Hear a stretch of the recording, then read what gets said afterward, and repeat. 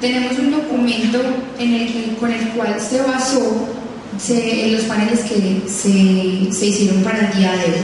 Entonces voy a dar lectura a este instrumento guía de la lectura crítica de los lineamientos curriculares, que como ustedes lo pudieron ver en el logo del séptimo encuentro, ese es nuestro eje central. El siguiente instrumento tiene el propósito de contribuir a la tarea acordada entre los coordinadores de la red, de hacer una lectura crítica situada y global de los actuales documentos de política curricular en el área del lenguaje que desde el MEN se han planteado. En ningún momento se trata de un formato rígido que hay que ir respondiendo paso a paso. Son solo sugerencias de diferentes interrogantes y aspectos que deben considerarse cuando intentemos leer críticamente. Los documentos oficiales que están en el título son, o se espera al menos, la base para el diseño de las propuestas que se llevan a cabo en las aulas. Esperamos acercarnos críticamente a estos textos, analizar qué tan comprensibles son y establecer la relación entre sus características y los modos como se toman o no de base para las decisiones pedagógicas y las didácticas en nuestra área. Entonces les voy a leer los aspectos que se tuvieron en cuenta para los paneles que hoy se van a escuchar. Los aspectos fueron los autores, intención, estatus de los autores, a quién se dirigen los textos, tipo lector, contexto social, tipo de texto, voces en el texto, relación con su rol docente. Entonces damos inicio con la mesa didáctica de la literatura.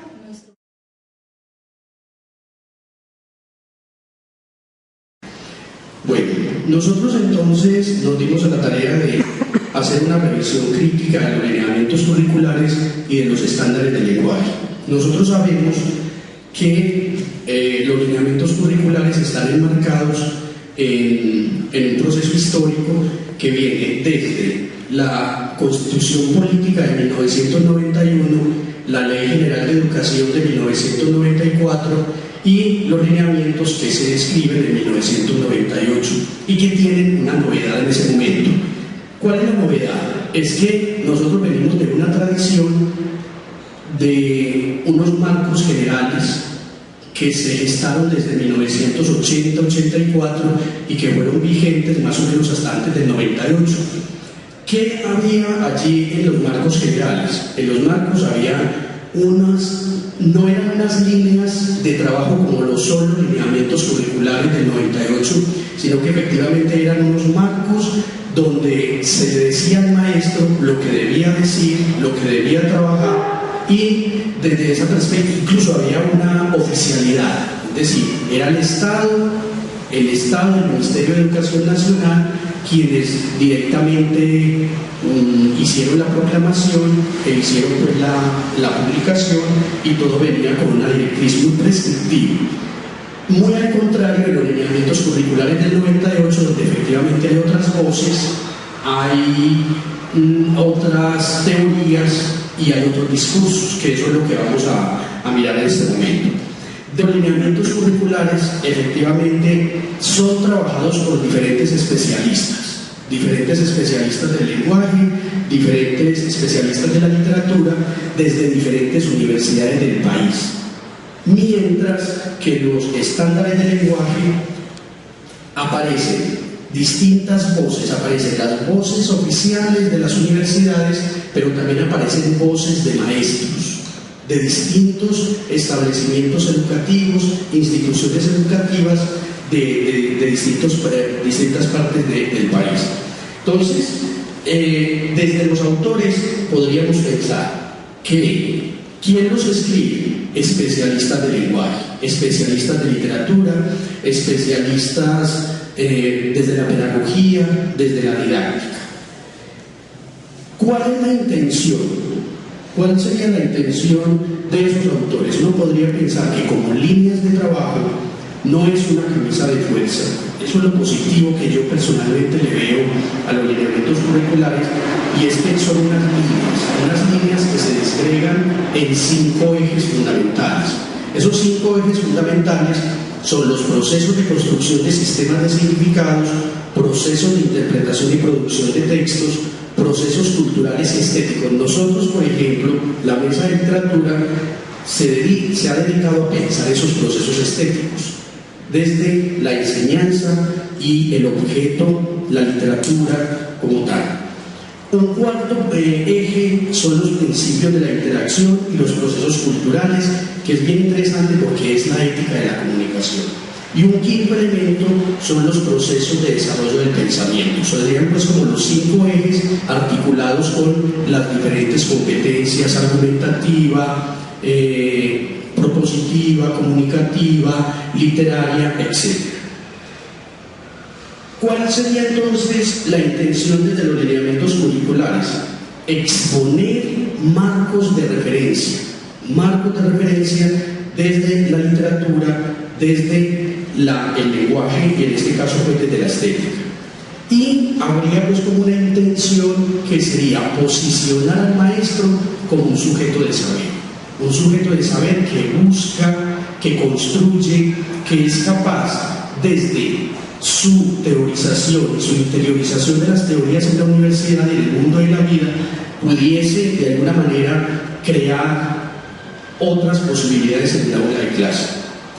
Mientras que los estándares precisamente tienen otra intencionalidad y es precisamente estandarizar.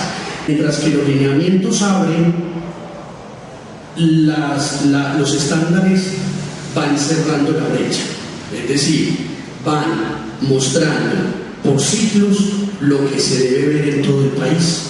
Entonces ahí habría, incluso en ese momento, una discusión bien grande, una discusión en torno precisamente a la estandarización del saber en el país, sabiendo que efectivamente en Colombia somos una gama de culturas, una gama de posibilidades, y lo que hacen los estándares es precisamente estandarizar. Que los lineamientos estarían dirigidos para los maestros efectivamente de lengua castellana, de humanidad de lengua castellana, y que se esperan que precisamente el maestro transforme sus prácticas pedagógicas, sus prácticas didácticas en el aula de clase. Desde esta perspectiva, las instituciones tienen que crear condiciones, o tendrían que crear condiciones para que en la escuela, por ejemplo, hay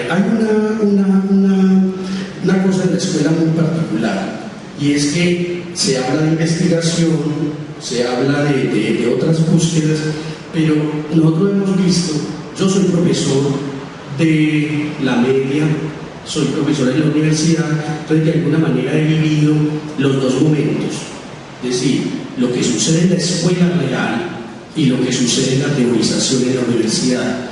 Entonces, nosotros hemos visto que efectivamente la escuela, si pretende que se abran a otras posibilidades, habría que abrir espacios, por ejemplo, para la investigación, tiempos y momentos en los cuales los maestros pudiesen sentarse a pensar otras alternativas de mirar la vida de la escuela.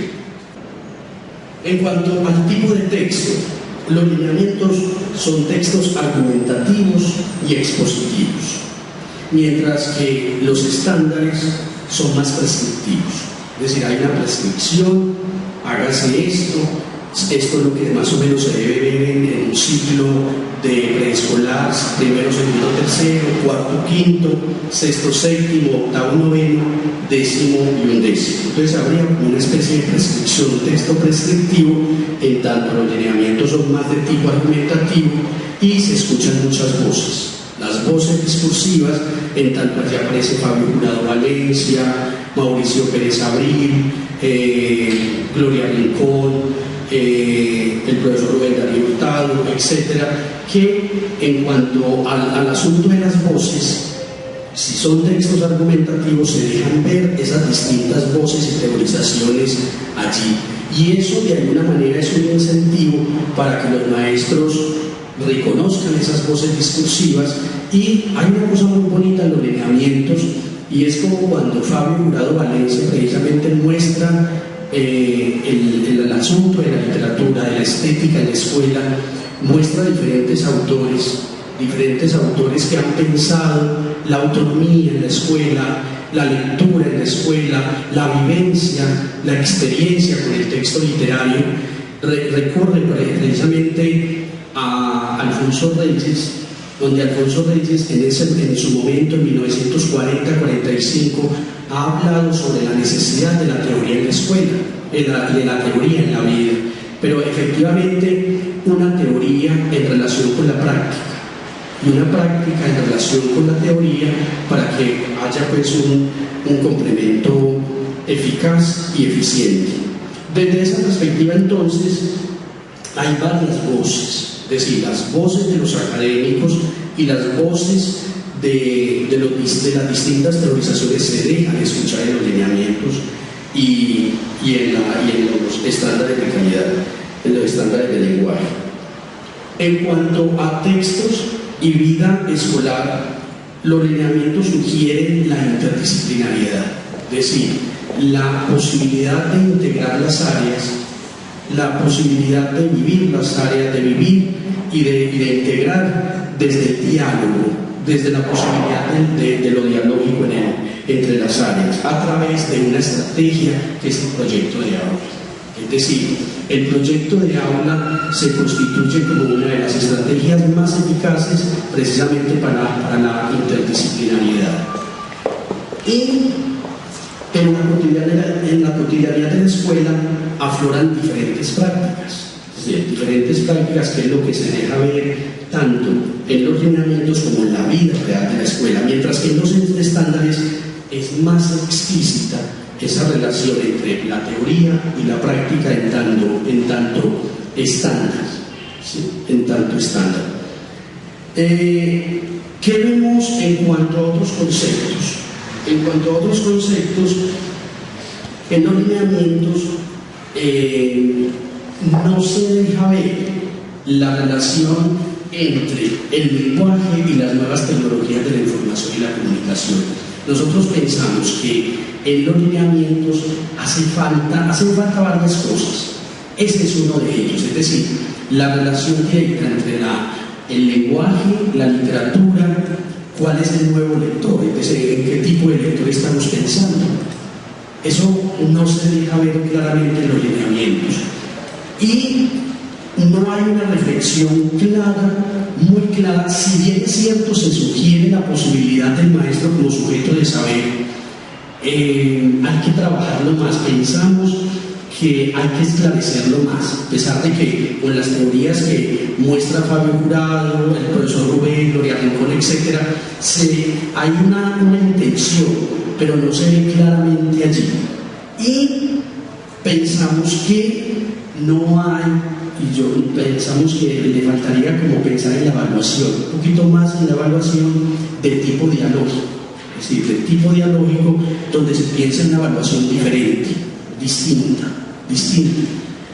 Desde esa perspectiva entonces nosotros pensamos que en los estándares es necesario que se hable más de criterios formativos, no tanto de estandarización, sino de la formación del sujeto en los estándares. Si bien es cierto, en los lineamientos sí se deja ver, en los estándares no aparece un desarrollo teórico fuerte y el asunto de la formación y de la transformación y de la vivencia estética, por ejemplo, que nosotros pensamos, incluso de alguna manera Fabio Jurado Valencia lo plantea cuando habla hay una crítica muy fuerte de Fabio Jurado allí en relación con las listas de textos, la memorización de fechas y datos superfluos.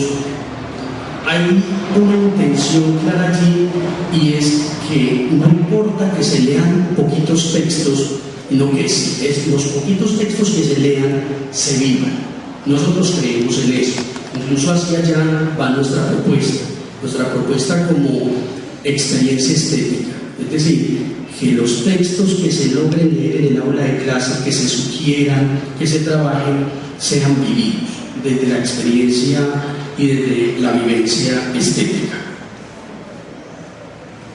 Así entonces nosotros entendemos la literatura en diálogo con otras áreas del currículo, disciplinas y ciencias con este tipo de criterios. A esto apunta nuestra propuesta y es pensar la vivencia, pensar la experiencia con los textos. Pensamos el texto literario como un hecho sorprendente. Y aquí entonces traemos a Charles Sanders Peirce desde la abducción, desde la teoría abductiva que permite mirar el texto desde otra perspectiva. La abducción no solamente como un mecanismo inductivo, deductivo, sino abductivo, hecho sorprendente que me detona una vez haya leído y vivido el texto. Pensamos en la potenciación de la sensibilidad del sujeto, y desde esta perspectiva entonces hablamos de esa potenciación de la sensibilidad del sujeto que lee, que relee el texto, que produce textos literarios o argumentativos con base en la obra literaria, pero estamos pensando en un sujeto ético, político, incluso ecológico en tanto ciudadano del mundo, ecológico en tanto buen ciudadano, y que esas prácticas de lectura y escritura efectivamente lo puedan hacer mejor ciudadano, mejor hombre en el mundo en el que se debate. Pensamos en que el texto puede ser leído a partir de los componentes lógico y analógico, que es la propuesta de Alfonso Cárdenas, la analogía en relación con el texto y en tanto los componentes que aparecerían en el texto. Y nosotros pensamos que el maestro ha de construir estrategias didácticas como maestro investigador. Entonces, nuestra propuesta tiene que ver con un maestro investigador que es capaz de vivir en el aula de clase una serie de momentos con los textos y, repito, la vivencia allí con él, la vivencia con eso que detona, con eso que marca, con eso que diferencia la experiencia vivida con el texto. El trabajo con la literatura no es solo leer textos a niños y jóvenes, sino constituirnos como comunidad que entabla discusiones sobre los textos leídos. Desde esta perspectiva estamos citando a Mendoza Villola, estamos mencionando a Teresa Colomer y estamos pensando en esa construcción de sujetos, de seres sensibles, más sensibles, y que construyen y serían capaces de construir un mundo distinto. En suma, desde esta perspectiva, nosotros pensamos en un maestro investigador que investiga en el aula, que hace prácticas distintas, que establece estrategias diferentes y que es capaz de potenciar la sensibilidad de ese sujeto que lee.